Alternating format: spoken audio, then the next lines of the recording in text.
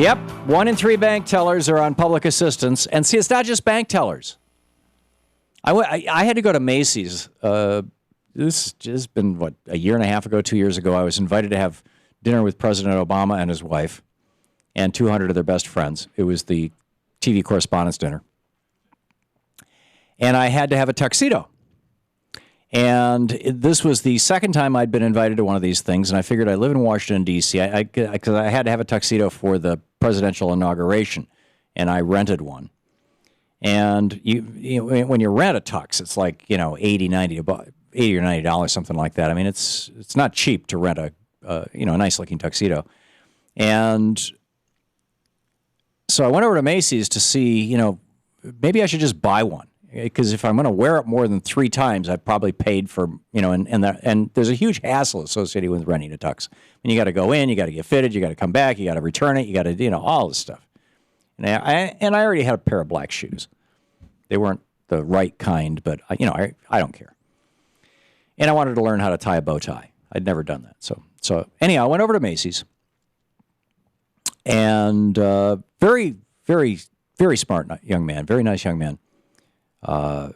Showed me the tuxes, and they actually had them on sale, and it was like one of the designer ones, like Ralph Lauren or something, and it was $150 for a tux. And thank God, I have enough income. I realize that's a lot of money for a lot of people. It's a lot of money for me, frankly, but still, I thought, okay, I'll invest in the tux, and that way, if I wear this thing 3 times, and I have worn it 3 times since then, I've saved money on renting. And as I'm buying the tux, I'm saying to this guy who's just striking me as one of the smartest people, very thoughtful, very considerate, just a gentleman, a young man. Yeah, I'd guess he was 25. Just a sweet guy. I said, what do you think about working at Macy's? Just figured I'd ask. And he said, well, actually, I'm a lawyer, but I can't get a job. And I said, you're a lawyer? You can't get a job in Washington, D.C.? And he said, yeah. He said, I actually, I graduated from law school with honors. I passed the bar. He said there are a few opportunities occasionally that pop up, but they're not necessarily things that are going to go anywhere. He was African American. He said, I'm black. I've got 1 strike against me, and which is tough to hear. And I mean, it's a tough reality in America. And but a lawyer at Macy's. And then the cartoon yesterday. This cartoon. I don't know if you saw the Doonesbury cartoon in the newspaper, where the Doonesbury's daughter or granddaughter or whatever it is now. Doonesbury's like an old man like me. And so the kid, she's now a college graduate. She's working in a fast food restaurant with her, as she's working on her PhD, and she's training the new girl who's just been hired, and she's explaining to her, I got my master's degree, or I got my PhD or whatever. And I just couldn't find a job, so here I am working at McDonald's, or this fast food joint. And she says, "What's your story?" And the young woman who she's training says, "Same story here. My PhD is in microbiology." This is a lost generation. The peak of wealth in the United States was 1973.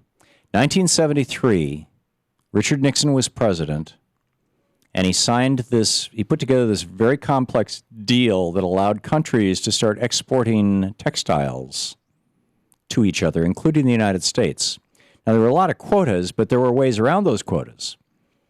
And Daewoo, a South Korean company, in fact, got into bed with a Bangladeshi company so that they could double their quotas, and hooked up with other countries, companies in other countries, and started just pumping stuff into the United States, and we stopped making things here. We stopped making clothing here. Richard Nixon also helped cut taxes on corporations. I've been saying for years, it all began with Reagan. I'm increasingly thinking it all began with Nixon.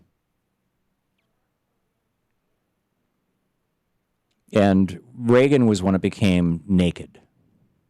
Because when Nixon traveled around the country, he gave speeches about how he was trying to help the textile industry by putting quotas on what could be imported in the United States, because we had tariffs back then.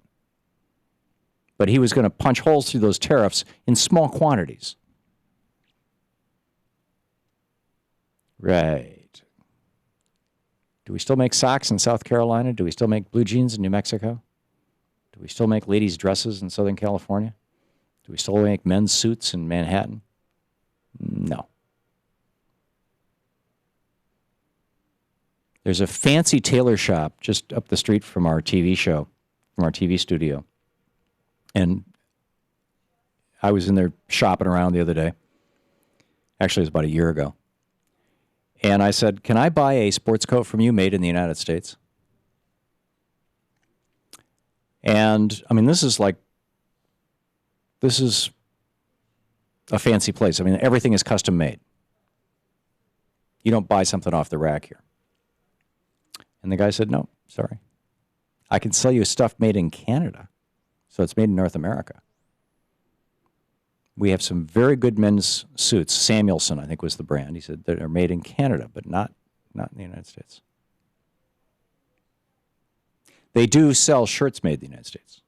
Actually, I'm wearing one of them right now with a little bit of lint on it. Huh. Anyway, so I bought a shirt from them. But that was about it. That was about it. This is one of these you got to look good on TV things. Anyhow, end of story. The point is that we just don't make things here anymore, and there's no good jobs anymore. And this little tailor shop where I bought this shirt is here in D.C. There's still a lot of small locally owned businesses. This is a family-owned shop. It's the father and son own the business, and I was talking to the son. These two guys run the store. They're tailors. They make clothes. It's pretty much gone. I mean, that's pretty much gone. Now it's back to Macy's, where lawyers are working for so little that they're probably qualifying for food stamps. This is the new American business model. And, you know, here's the story by Bill Moyers and Company. This is from the Washington Post, actually. Almost a third of the country's 500,000 bank tellers rely on some form of public assistance. Taxpayers are doling out nearly $90 million a year to supplement the wages of bank tellers.